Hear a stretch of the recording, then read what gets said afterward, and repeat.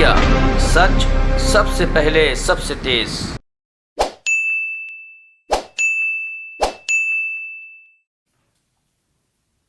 हम लोग अपना विचार व्यक्त करने के लिए आपके समक्ष आए हैं।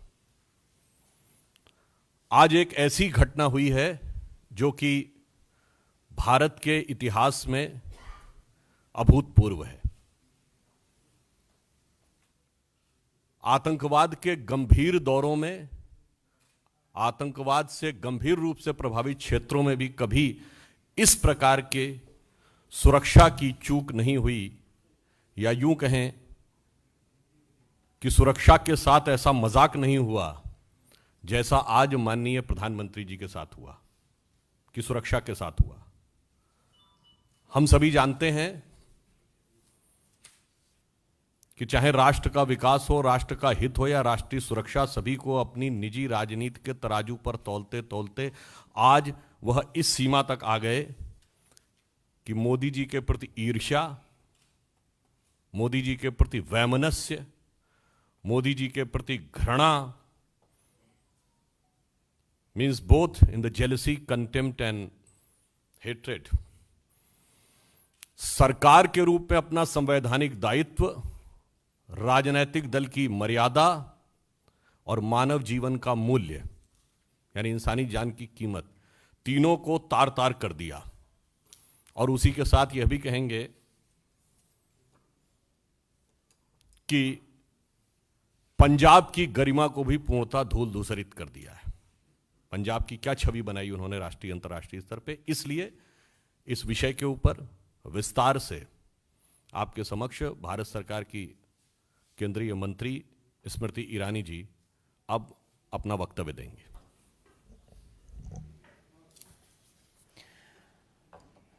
Planted political instruments today were given political patronage by the Congress government in Punjab to breach the security of the Prime Minister of India.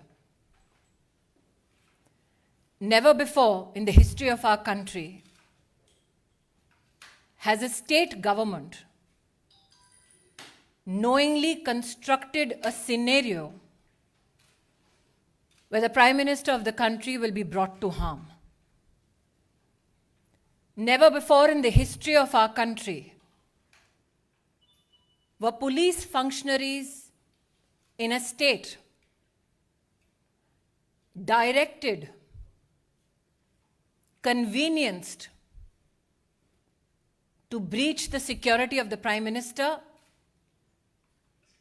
and bring him to physical harm.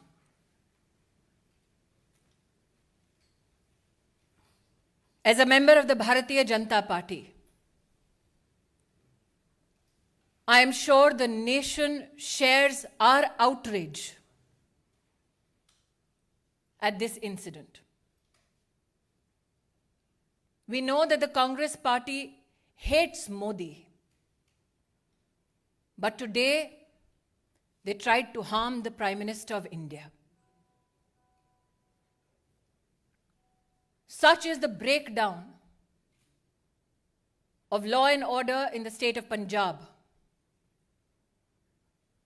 that the DGP police claims he is incapable of providing security support to the Prime Minister's office, to the Prime Minister's security detail.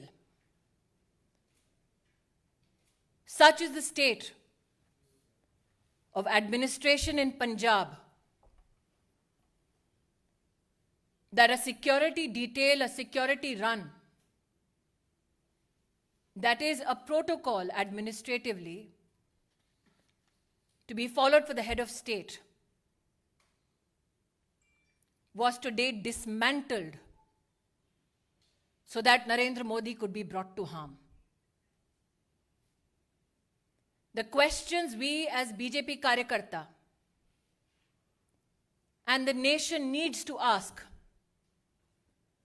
the Congress government in Punjab: why did the DGP police give an all clear to the Prime Minister's security detail for the route that the Prime Minister was to undertake. Who in the Punjab government gave information about the Prime Minister's route to individuals who planted themselves atop the flyover? Video evidence now publicly available brings such questions to the fore. When the Prime Minister's security detail contacted Punjab Police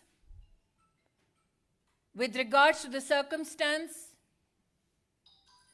of the Prime Minister's cavalcade atop the flyover, where there was a 20-minute exposure and a breach of security of the Honorable Prime Minister, why did those who lead security arrangements on behalf of the state government not respond to any call or efforts to communicate to secure the Prime Minister? As Sudhanshu ji has said, these are not mere charges. This is the reality of Punjab under a Congress government. What enrages people like us even more is this: that when the Prime Minister of India had his security breached, Congress leaders erupted with joy, asking him how his Josh was. The Prime Minister, magnanimous as ever, it is reported in the media, on his way back, it seems, communicated कि जिंदा लौट रहा हूं. I would like to tell the Congress establishment, Modi became the Prime Minister of India with the blessings of the people of India. Narendra Modi went to Punjab today to dedicate projects worth 42,000 crores for the people of Punjab. When you can't answer on issues of development, this is the depths to which you will fall. The questions, I repeat: why was the Prime Minister's security detail given a false clearance of the route that the Prime Minister was to be undertaken? Why did the security detail not receive any response from the state administration when the Prime Minister's security was breached and there was an exposure in his security for 20 minutes? And why did the Congress leadership erupt with joy when the Prime Minister of your country and mine had his security breached? Planted political instrument today sought to bring harm to the office, the institution of the Prime Minister of India. We, as a political organization and citizens, would not reduce ourselves only and limit ourselves to expressing rage, to expressing anguish. We now demand answers. We as Karyakartas, me and Sudhanshu ji, believe that the MHA has asked for a report on this issue. And my hope is that those who tried to bring the Prime Minister to physical harm are met with justice. Bharat के इतिहास में आज पंजाब की पुण्य धरती पर कांग्रेस के खूनी इरादे नाकाम रहे. जो लोग कांग्रेस पार्टी में मोदी से घृणा करते हैं, वो आज देश के प्रधानमंत्री को, उनकी सिक्योरिटी को किस तरह से भंग किया जाए उसके लिए प्रयासरत थे। जो आक्रोश आप मुझ में और सुधांशु जी में देख रहे हैं, वो मात्र हमारे राजनीतिक संगठन तक सीमित नहीं है। हमने बार बार कहा, नफरत मोदी से कांग्रेस को है, हिसाब हिंदुस्तान से और हिंदुस्तान के प्रधानमंत्री से ना कीजिए। पंजाब सरकार को, कांग्रेस को आज जवाब देना होगा। प्रधानमंत्री किस रूट से एक स्थल पर पहुंचते हैं, उस पूरे रूट की सुरक्षा का प्रबंध और कोई भी गतिरोध नहीं है, ऐसा आश्वासन पंजाब पुलिस ने प्रधानमंत्री जी के सुरक्षा दस्ते को दिया। क्या जानबूझकर प्रधानमंत्री जी के सुरक्षा दस्ते को झूठ बोला गया? प्रश्न 2, प्रधानमंत्री जी के पूरे कैवलकेड को जब रोकने का प्रयास हुआ, 20 मिनट तक जब उनकी सुरक्षा भंग की गई, जिन लोगों ने प्रधानमंत्री की सुरक्षा को भंग किया, उन लोगों को प्रधानमंत्री की गाड़ी के पास तक, उस स्थल तक किसने और कैसे पहुंचाया? क्योंकि हिंदुस्तान में हर नागरिक जानता है कि प्रधानमंत्री की इस वक्त की मूवमेंट कहां, कब, कैसे हो रही है, यह साधारणतः जानकारी उपलब्ध नहीं होती। उस क्षण किसने उन लोगों को फ्लाईओवर पर भेजा, ठहराया, व्यवस्था की, इसका जवाब पंजाब की कांग्रेस सरकार को देना होगा। इस घटनाक्रम के दौरान कांग्रेस के युवा नेतृत्व ने जोश का, उत्सव का इजहार किया। किस बात का उत्सव है उनका? किस बात का जोश है कि देश के प्रधानमंत्री को मौत की कगार पर ले गए थे? मुझे आक्रोश इस बात का है कि जब सुरक्षा कर्मियों ने पंजाब सरकार से उस समय संपर्क साधने की कोशिश की, तो मुख्यमंत्री के दफ्तर से किसी ने भी संवाद नहीं किया। किस बात का इंतजार कर रही थी कांग्रेस की सरकार पंजाब में? शायद इसीलिए मीडिया में जो रिपोर्ट्स हैं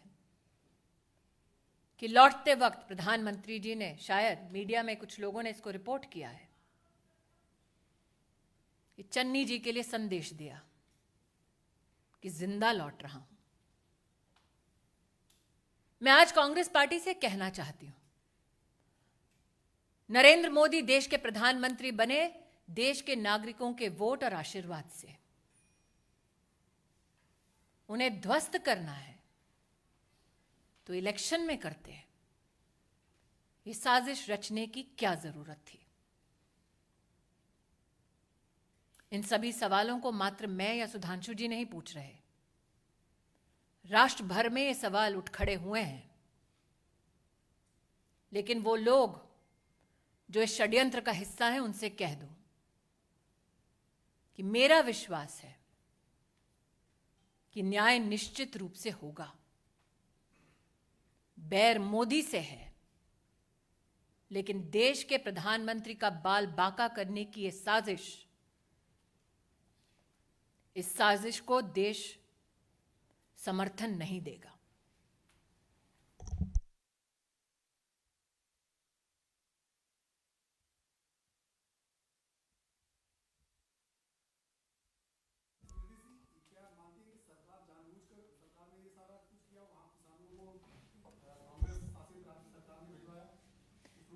नीरज जी, आप इतने वर्षों से पत्रकारिता कर रहे हैं, प्रधानमंत्री का दस्ता इस वक्त कहां है? आप इसका जवाब दे पाएंगे? ये सिर्फ सुरक्षा कर्मी, सुरक्षा बल और पुलिस जानती है। उस क्षण उस फ्लाईओवर पर लोगों को किसने पहुंचाया? दूसरा प्रश्न, प्रधानमंत्री जब निकले, प्रस्थान किया जब उन्होंने, तो पंजाब की डीजीपी ने आश्वस्त किया था कि कोई गतिरोध नहीं है। तो क्या वो झूठा आश्वासन था? जब 20 मिनट तक फ्लाईओवर पर प्रधानमंत्री की सुरक्षा भंग हुई, सुरक्षा दस्तावेज जब बार बार फोन कर रहा था, संवाद स्थापित करने की कोशिश कर रहा था, तो क्यों हाथ खड़े कर दिए पंजाब की सरकार ने? यह आकस्मिक नहीं हुआ, एक षड्यंत्र है, ऐसा व्यतीत होता है। एक टेक्निकल बात यह भी है कि आप लोगों ने जैसे Z+ सिक्योरिटी सुनी होगी, उसके ऊपर होती ASL एडवांस सिक्योरिटी लाइजनिंग, और उसके ऊपर होती है SPG, जिसमें सारे रूट को सैनिटाइज करना लोकल पुलिस की जिम्मेदारी होती है। तो अब उस हिसाब से आप स्वयं तय कर सकते हैं कि ये चूक है या षड्यंत्र, या आप तय करिए।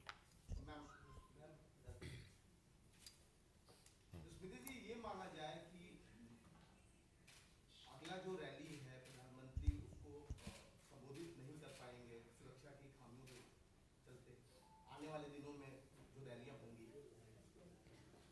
जी हिमांशु जी। स्मृति जी, मेरा सवाल ये है, एक तरफ कांग्रेस ये कह रही है कि अंतिम समय तक उनको रूट चेंज किया गया, ये नहीं बताया गया, दूसरी तरफ आप ये कह रही हैं साजिश है। किस तरीके से आप इसको साजिश बता रहे हैं? क्योंकि कांग्रेस कह रही है, आप मुझे ये कह रहे हैं कि कांग्रेस पार्टी ये कह रही है अपनी सरकार के माध्यम से कि उनको ये नहीं पता कि उनके प्रदेश में प्रधानमंत्री जी कहां हैं? क्या ये संभव है? जैसा कि सुधांशु जी ने आपको भी पूरी सिक्योरिटी डिटेल दी, सिक्योरिटी रन पूरे रूट पे करने का दायित्व पंजाब सरकार और पंजाब पुलिस के पास है।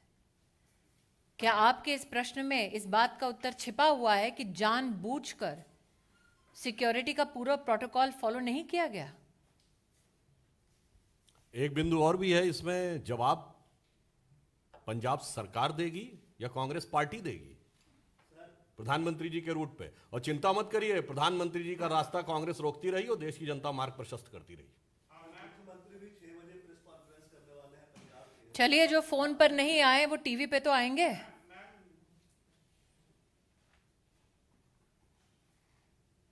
फोन पे आ जाते सुरक्षा कर्मियों के लिए तो शायद प्रेस कॉन्फ्रेंस करने की नौबत नहीं आती। और पंजाब के मुख्यमंत्री, उनकी कितनी काबिलियत है, ये कांग्रेस पार्टी के पंजाब प्रदेश के अध्यक्ष से पूछिए ना।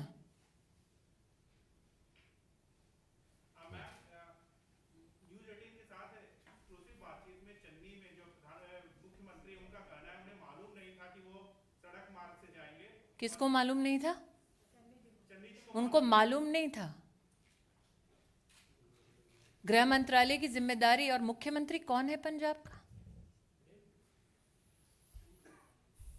उनको मालूम नहीं था कि पंजाब पुलिस ने किस प्रकार का आश्वासन दिया है, क्या सिक्योरिटी प्रोटोकॉल है? उनको मालूम नहीं था कि उनको और उनके ऑफिस को संपर्क करने का प्रयास कर रही थी सिक्योरिटी डिटेल? उनको मालूम नहीं था।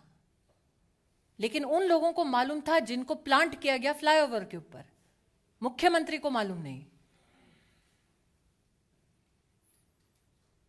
जी, फिरोजपुर के एसएसपी को सस्पेंड किया गया है, तो क्या इतना काफी है और ये अकाउंटेबिलिटी से उन्हीं की है? pawns have been sacrificed। प्यादे को त्यागा है, बिसात जिसने बिछाई, जवाब उसको देना है। प्रधानमंत्री जी की सुरक्षा का निर्णय राज्य स्तर के एजेंसीज लेती हैं कि जिले स्तर पे? और जो आपने कहा कि वो कह रहे हैं कि उनको मालूम नहीं था, इससे स्पष्ट है कि पंजाब के मुख्यमंत्री का पार्टी संगठन से तो समन्वय था नहीं, अब प्रशासन से भी समन्वय नहीं है। तो ये जो स्मृति जी ने कहा, सरकार किस गति या दुर्गति के साथ चल रही है पंजाब में, यह स्पष्ट हो जाता है।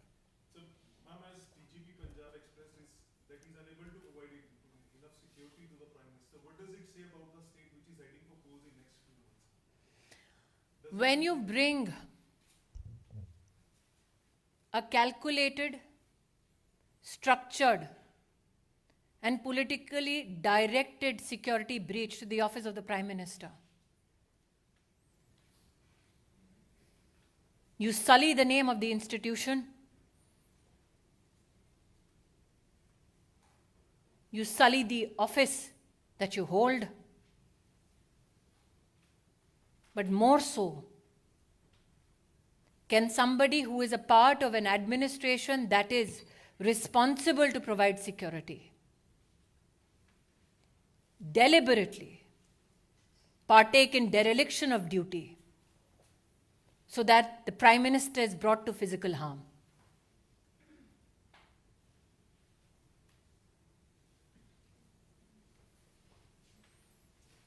Yes, Balmi. Are you suggesting that the Cox and the protesters connived, that there was a conspiracy between the Cox and the protesters? I'm asking you again what I asked of Neeraj. You are a journalist of repute.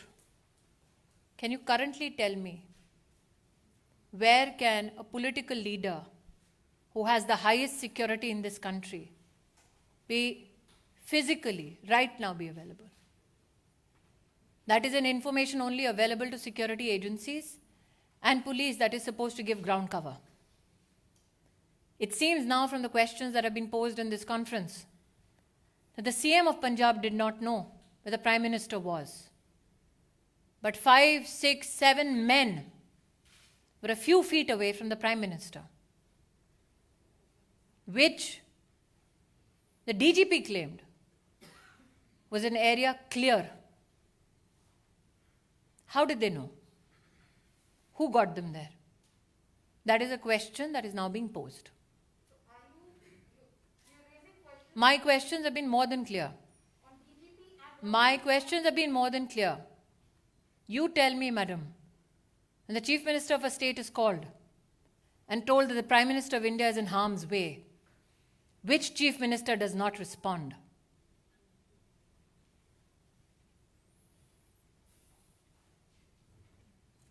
वो देश के प्रधानमंत्री हैं, मात्र BJP के नहीं.